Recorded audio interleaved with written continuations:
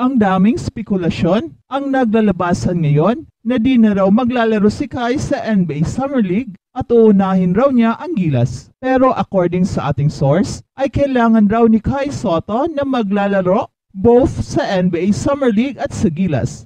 Yan ang pinag-aralang mabuti ngayon ng kampo ni Kai at kung papaano maipasok ang kanyang schedule. Ang importante ay ang mapag-aralang mabuti kung ano ang makakabuti sa basketball career ng ating idol depending on his goal. Pero I understand na ang ultimate goal ni Kai ay ang paglalaro sa NBA, kaya it is imperative for him to attend NBA workouts, minicamps, and NBA Summer League dahil dito maipakita niya ang kanyang galing in front of NBA executives, scouts, and coaches. Kaya kailangan ni Kai ang ekspertong payo ng Wasserman, especially ng kanyang agent na si Tony Ronzoni na kung saan isa ng veterano pagdating sa pamamalakad sa NBA, being a former NBA team executive at Team USA executive pa. Kaya napaka-crucial ang ekspertong payo ni Tony Ronzoni in relation sa NBA dream ni Kai. As much as gustuhin natin na maglaro si Kai sa Olympic qualifying tournament, ay kailangan rin nating intindihin at respetuhin kung ano man ang desisyon ni Kai, lalong-lalo na kung magkaroon ng conflict at mahirapan siya na makapaglaro sa Gilas. Although alam rin natin na gagawin ang lahat ni Kai para makapaglaro siya sa national team, especially under Coach Tim Cone, na kung saan comfortable si Kai. Sa June 22 pa ang simula ng training ng Gilas at magsisimula naman ang mga NBA workouts at minicamps somewhere in between June 1 to June 22, kaya pasok sa schedule. Pero sa ngayon ay wala pa talagang definite answer dahil nakadepende rin ito kung gaano kaseryoso ang mga NBA teams na nagpapahiwatig ng interest kay Kai. Ang importante sa ngayon ay tuloy lang ang pag-workout ni Kai sa pagpapalaki ng kanyang katawan para masiguro niya na tuloy-tuloy lang ang kanyang development. Most likely ay maglalaro si Kai sa Gilas at hindi malayong lalagari si Kai from US, then balik Pinas, then to Latvia, then to Las Vegas. Hindi ito madali, pero ito lang ang tanging paraan para ma-maximize niya ang lahat ng mga chances to improve and to develop. Iba rin kasi ang laro ng international basketball at malaking tulong ito para mapadali ang kanyang development. The more game, the better for Kai dahil kailangan niyang mai-apply ang kanyang insane skill set during games. Napakarami pa kasi siyang kayang gawin na hindi pa niya nagagawa during actual games dahil sa kakulangan ng playing time. Again, nagpapasalamat tayo sa Yokohama B Corsairs dahil sila lang ang nabigay ng mahabang playing time sa ating idol and we all know what happened. Dinumina ni Kai ang mga American imports sa Japan B-League at meron pang stretches na siya ang naging leading scorer sa kanilang team and leading rebounder at shot blocker pa. It just shows that Kai is now playing in another level. Ang kanyang stamina ay gumaganda na at ang kanyang shooting sa labas ay nakikita na nating muli. Pinasaya tayong lahat ni Kai sa kanyang mga out-of-this-world moves. He played center, forward, and guard. Ito ang mga skills ni Kai na hindi mo matatawaran at magugulat ka na lang at gagawa siya ng kakaibang galaw na hindi pang big man. So in other words, hinug na si Kai Sotto sa NBA. From his skills to his body at pati ang kanyang kumpiyansa ay napakataas na rin. Kaya kabahan na ang mga makakatapat ni Kai sa NBA Summer League dahil siguradong babawi si Kai in his second NBA Summer League stint.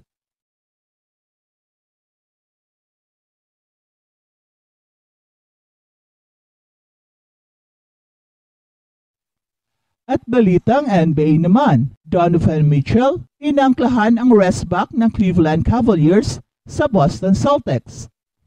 2 gabi matapos matambakan ng 25 points sa opener, rumisbak ng sariling version ng blowout ang Cleveland Cavaliers nang ilampaso nila ang top-seeded Boston Celtics sa score na 118-94 sa Game 2 ng East Semifinals. Umiscore ng 29 points si Donovan Mitchell at sa isang yugto ay humarabas ng 7 straight points, 28-footer three-pointer at 2 basket sa lane para itulak ang Cavaliers sa 16 points lead. Sometimes you get lucky. Yan ang sabi ni Donovan Mitchell na may 10 of 19 sa floor, 5 for 7 sa threes, meron pang kasamang 7 rebounds and 8 assists. Nagbuhol ang serye sa 1-1 at lipat ang Game 3 at Game 4 sa Cleveland. Maraming support ang nakuha si Donovan Mitchell, 5 teammates pa ang bumakas ng 12 points pataas sa pangunguna ng tig 21 points ni Caris LeVert off the bench and Evan Mobley na may palamuti pang 10 rebounds, 5 assists, 1 steal and 2 blocks. Naka 6 points, 5 assists si Donovan Mitchell sa first half bago humarabas ng 16 points sa third quarter nang sumasagasa ang layup ni LeVert bago nakakuha ng flagrant foul kay Jason Tatum in less than 5 minutes ang laro para pabukahin sa 25 points ang kalamangan. Luminya na sa exits ng TD Garden ang home crowd at inubos na ni Coach Joe Mazzola ang Boston Celtics bench. We expected them to play better and they did. They responded and we didn't. Ayon ng Boston Celtics center na si Al Horford. Habang si Evan Mobley ay nagpasiklab din para sa Cavaliers sa kanilang dominant Game 2 performance. Si Allen ay hindi nakalaro sa kanyang ikalimang sunod-sunod na game dahil sa kanyang bruised rib. Nagtabos si Evan Mobley ng may playoff career high na 21 points, 10 rebounds, 5 assists, 2 blocks and 1 steal sa kanyang 33 minutes of action. At ito ang kanyang ikalimang playoff double-double. Nagtala siya ng 11 points sa first quarter, tumulong sa Cavaliers sa maagang 14-5 run.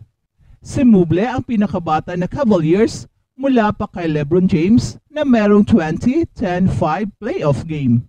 At siya lamang ang pang-apat na player sa kasaysayan ng franchise na may 20-10-5-2 playoff stat line. Ang iba ay sina LeBron James, Brad Doherty, and Larry Nance Sr.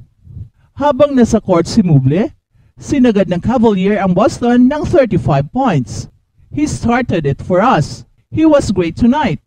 I've said it before. We go as Evan goes. He's going to keep carrying us. He was phenomenal on both ends of the ball. At yan ang sabi ni Max Strus. Dahil wala ang 7-2 obstruction ng Boston Celtics na si Kristaps Porzingis at muling gumagamit ng switch-heavy defensive approach, si Mobley ay paulit-ulit na nagsamantala sa mga mismatches laban sa mga maliliit at walang depensang kalaban. Naglaro si Mobley na may tiwala at determinasyon. At ang unang basket ni Mobley ay isang dunk at pagkatapos nito ay isang rebound and run na naging isang maagang clock hook shot laban sa mas mabagal na si Al Horford. At tumira rin si Mobley ng isang three-pointer na nakatulong para lumuwag ang nakaperming depensa. Pinangunahan ng 25 points ni Jason Tatum ang Boston at may 19 points si Jaylen Brown pero naka 10 points lamang si Derrick White na 1 for 8 sa tres matapos umiscore ng 25 points sa Game 1.